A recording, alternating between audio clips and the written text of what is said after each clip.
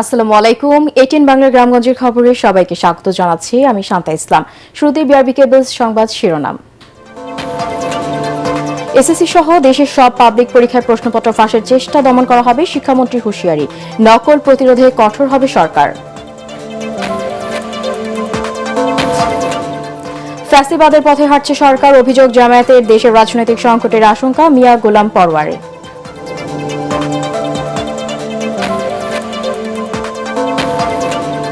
এবং হামের উপসর্গ নিয়ে প্রতিদিনই হাসপাতালে রোগীর সংখ্যা বাড়ছে। 24 ঘন্টায় সারা দেশে চিকিৎসাধীন অবস্থায় 7 শিশুর মৃত্যু। শুনছিলেন বিআরবি কেবলস সংবাদ শিরোনাম। এবারে জানিয়ে দেব বিস্তারিত সংবাদ। এসএসসি পরীক্ষা সহ দেশের সব পাবলিক পরীক্ষায় প্রশ্নপত্র ফাঁসের যে কোনো চেষ্টা কঠোরভাবে দমন করা হবে বলে হুঁশিয়ারি দিয়েছেন শিক্ষামন্ত্রী ডক্টর আ.ন.ম এহসানুল হক মিলন। একই সাথে নকল প্রতিরোধে সার্বিক প্রস্তুতি নেওয়া হয়েছে বলেও জানান তিনি। সকালে চট্টগ্রাম শিক্ষা বোর্ডের উদ্যোগে কেন্দ্রীয় সচিবদের সাথে মতবিনিময় সভায় ভার্চুয়ালি যুক্ত হয়ে এসব কথা বলেন শিক্ষামন্ত্রী। চট্টগ্রাম কলেজ মিলনায়তনে অনুষ্ঠিত সভায় তিনি বলেন, শিক্ষার মান উন্নয়নে সরকারের নেয়া নানা উদ্যোগ সফল করতে সংশ্লিষ্ট সবার সম্মিলিত ভূমিকা জরুরি। চট্টগ্রাম শিক্ষা বোর্ডের চেয়ারম্যান সহ প্রফেসর আব্দুল্লাল মামুন অন্যান্যরা সভায় উপস্থিত ছিলেন। প্রশ্নপত্র ফাঁস একটি কঠিন ব্যাধি। এই প্রশ্নপত্র ফাঁস কোনো অবস্থাতেই আমরা হতে দেব না। গেইটে ঢোকার সময় দেহ তল্লাশি করতেই হবে এবং কেউ যেন কোনো কাগজপত্র নিয়ে ভিতরে না যায়। বিচার বিভাগের স্বাধীনতা নিশ্চিত করতে সরকার বদ্ধপরিকর বলে জানিয়েছে attorney general barrister Ruhul Quddus Kajal. সকালে ঝিনাইদহের কোর্ট চাঁদপুরে সুধীজনদের সাথে মতবিনিময় শেষে সাংবাদিকদের প্রশ্নের জবাবে তিনি একথা জানান।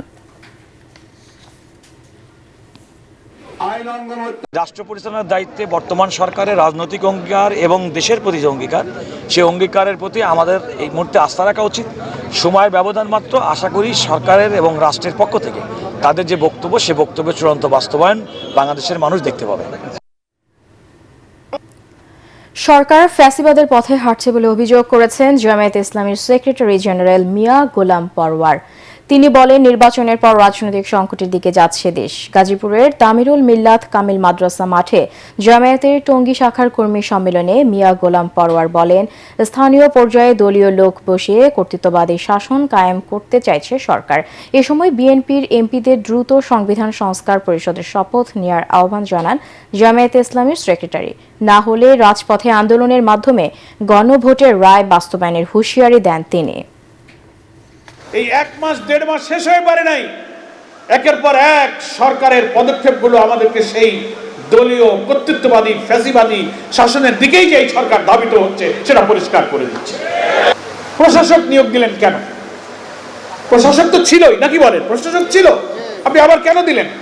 তার অর্থ হলো দলীয়করণের দিকে আপনি এগিয়ে গেলেন। যে দলীয়করণ, কর্তৃত্ববাদের বিরুদ্ধে আমরা আন্দোলন করেছি। আপনি বলেন সবার আগে বাংলাদেশ, সবাইকে নিয়ে চলবেন, এতগুলো দল পার্লামেন্টে, আপনি তো পরামর্শ করলেন না। হামের উপসর্গ নিয়ে প্রতিদিনই হাসপাতালে রোগীর সংখ্যা বাড়ছে। 24 ঘন্টায় সারা দেশে চিকিৎসাধীন অবস্থায় 7 শিশুর মৃত্যু হয়েছে। হাসপাতালে ভর্তি হয়েছে 1187 শিশু, আর হাম শনাক্ত হয়েছে 642 জনের, যা পরিস্থিতিকে আরও উদ্বেগজনক করে তুলেছে। আক্রান্তদের অধিকাংশই শিশু।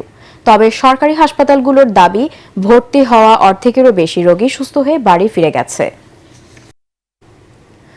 ঢাকা রেঞ্জের বিভিন্ন জেলায় ওসি পদায়নের নামে প্রতারণামূলক কর্মকাণ্ডের অভিযোগে সতর্কবার্তা দিয়েছে ডিআইজি কার্যালয়। মিডিয়া সেল জানায়, কিছু অসাধু ব্যক্তি ও দালাল চক্র ডিআইজি রেজাউল করিম মল্লিকের নাম ব্যবহার করে আর্থিক লেনদেনের মাধ্যমে বিভিন্ন ব্যক্তিকে বিভ্রান্ত করার চেষ্টা করছে। কার্যালয় স্পষ্ট করেছে যে কোনো থানার ওসি পদায়ন ঢাকা রেঞ্জ ডিআইজির অফিস থেকে করা হয় না। এই ক্ষমতা সংশ্লিষ্ট জেলার পুলিশ সুপারের। ডিআইজির নাম ব্যবহার করে অর্থের বিনিময়ে ওসি পদায়নের প্রতিশ্রুতি দেওয়া সম্পূর্ণ মিথ্যা, ভিত্তিহীন ও ফৌজদারি অপরাধ বলে উল্লেখ করে ঢাকা রেঞ্জ জানিয়েছে, এ ধরনের প্রতারণার বিরুদ্ধে তারা কঠোর ব্যবস্থা নেবে।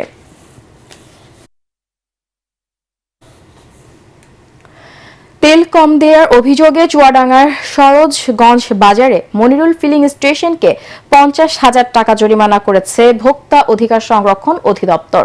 চুয়াডাঙ্গা জেলার জাতীয় ভোক্তা অধিকার সংরক্ষণ অধিদপ্তরের সহকারী পরিচালক মামুনুল হাসান অভিযান চালিয়ে এই জরিমানা করেন। এ সময় ভবিষ্যতে এমন অন্যায় না করার জন্য পাম্প মালিককে সতর্ক করা হয়।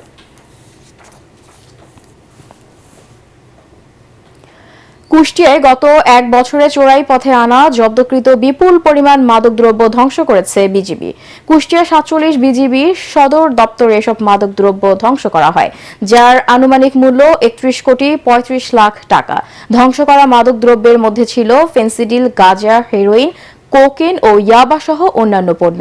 BGB Jessore region commander brigadier general Mahmudul Hasan ও Kushtia sector commander colonel Mohammad Iftekhar Hossain এ সময় উপস্থিত ছিলেন। চাঁদপুর কোর্ট স্টেশনে টিকিট বিক্রির টাকা আত্মসাৎ ও ব্যাংকের সিল জালিয়াতির অভিযোগে রেলওয়ের এক কর্মচারীকে আটক করেছে পুলিশ। আটক আলাউদ্দিন সেখানে টিএলআর বা অস্থায়ী কর্মচারী হিসেবে কাজ করছিলেন। এর আগে অডিটে প্রায় 7.5 লাখ টাকার হিসাবের গরমিল ধরা পড়ে।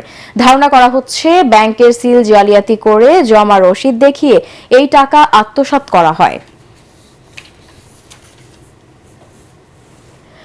বগুড়া গলফ ক্লাব মাঠে প্রথমবারের মতো অনুষ্ঠিত হলো fresco EME cup golf tournament. 3 দিন ব্যাপী টুর্নামেন্টের সমাপনী অনুষ্ঠানে প্রধান অতিথি ছিলেন বগুড়া গলফ ক্লাবের প্রেসিডেন্ট, সেনাবাহিনীর 11 পদাতিক ডিভিশন ও বগুড়ার area commander major general Touhidul Ahmed. অনুষ্ঠানে সেনাবাহিনীর ঊর্ধ্বতন সামরিক কর্মকর্তা সহ অন্যান্যরা উপস্থিত ছিলেন। টুর্নামেন্টে মহিলা গলফার সহ প্রায় শতাধিক গলফার অংশ নেন। পরে বিজয়ীদের মাঝে পুরস্কার বিতরণ করা হয়। দর্শক, পরবর্তী সংবাদ দেখার আমন্ত্রণ জানিয়ে এখনকার মতো শেষ করছি। এটিএন বাংলা সংবাদ ইউটিউবে দেখতে ব্রাউজ করুন youtube/ATN বাংলা নিউজ। ধন্যবাদ।